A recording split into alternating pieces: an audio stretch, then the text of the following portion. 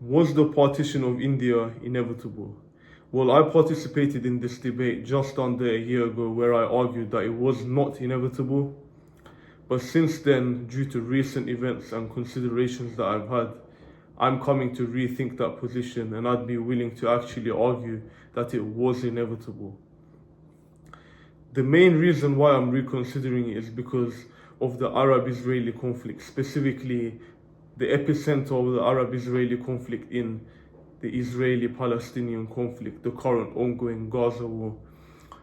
I've been thinking about the debate question of whether the Arab-Israeli conflict was inevitable, and this is actually a very interesting debate that I'd be willing to have with someone, or I'd be willing to see other people have.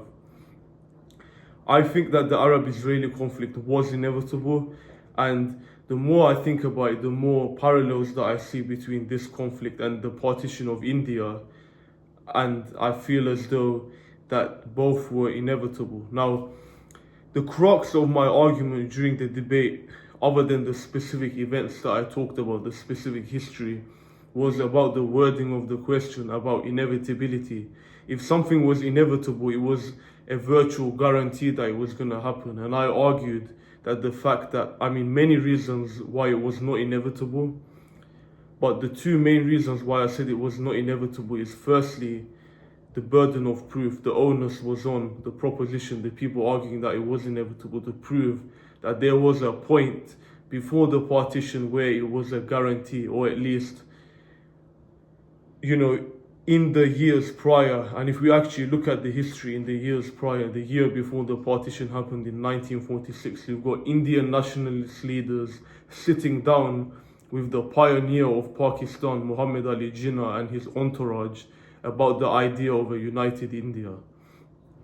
But the partition did happen despite this. But the fact that 1 year ago a united India was still on the table shows that at that point, or at any point, it was not inevitable. But is that really the case? To actually see whether it's actually the case, to kind of see where this is going in terms of my logical thinking, I want to tell you why exactly I think that the Israeli-Palestinian, the Arab-Israeli conflict, the inevitability of that has changed my mind about the partition of India. So the Arab-Israeli conflict and the partition of India, there are so many parallels to them if we look at the background especially, because the background is really what is important about proving whether or not it was inevitable. What is the biggest thing in common with both of them? Before the partition of India into India and Pakistan and the Arab-Israeli conflict, that when it started, you had the Israeli side, the Palestinian side. The main thing in common was that these territories, before the establishment of these newly formed states, was British colonial rule. In the Arab-Israeli conflict, the Palestinian-Israeli conflict, prior to the establishment of the State of Israel, you have Mandatory Palestine, which is a British geopolitical entity that existed for 30 years after the end of World War I, when the British took that territory from the Ottoman Empire. In the debate, when I argued that it was not inevitable, the partition of India, I said that British colonial rule is what facilitated the divisions, because if we look at specific things, for example, the partition of Bengal, the very partition itself was a British colonial construct. So Britain's influence there, so long as Britain had influence there was going to be these divisions that unorganically, that artificially obviously created these divisions at the expense of hundreds of years of coexistence between the ethnic groups of India that had developed, that have coexisted organically. So as long as Britain had gone from that region, as in, post-colonial, decolonization, then obviously the partition as a British colonial construct, it would disappear. It would not manifest into a wide scale, a national partition, but it did eventually. So actually, that's another reason why I'm reconsidering, because the partition itself was facilitated by the British. So actually, when the independence happened, the British were still there. The British were the ones who drew the borders and created the mess that we saw after the partition happened. Similarly, there was coexistence before mandatory Palestine.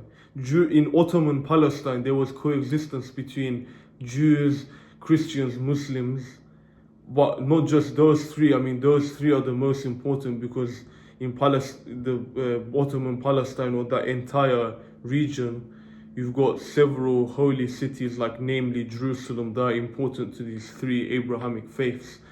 But the important thing is there was coexistence, similar to the Indian subcontinent having coexistence for hundreds of years between different types of people, different cultures, different religions, different ethnicities, until British colonial rule, with the divide and rule, divide and conquer strategy, completely upends that, completely, dismantles this organic coexistence that had been happening in that area. And after mandatory Palestine was established, you had so many sectarian conflicts, so much sectarian conflict in that area that essentially facilitated a later widespread Arab-Israeli conflict when the Israeli state was formed. And the formation of the Israeli state itself was inevitable. Why? Because the British endorsement of Zionism, the Balfour Declaration, made it a part of British foreign policy that inevitably in the future, whether it was in the near future or sometime later in the future, for there to be an Israeli state. Now, obviously, the Balfour Declaration emphasized that, the native Palestinians should be protected with this establishment, but there's never been a mutual recognition of Palestine and Israel since Israel was established. And this was also an inevitability because of the sectarian conflict, because of both sides not being able to reach a solution, anywhere near a solution, by the time Israel was established. So that's why the Arab-Israeli conflict was inevitable. And similarly, even though I emphasize in the debate that in the partition of India, they were sitting on the table to find a united solution 1 year before, the fact that the Muslim side put forward the idea of Pakistan, a Muslim state formed from that Indian subcontinent.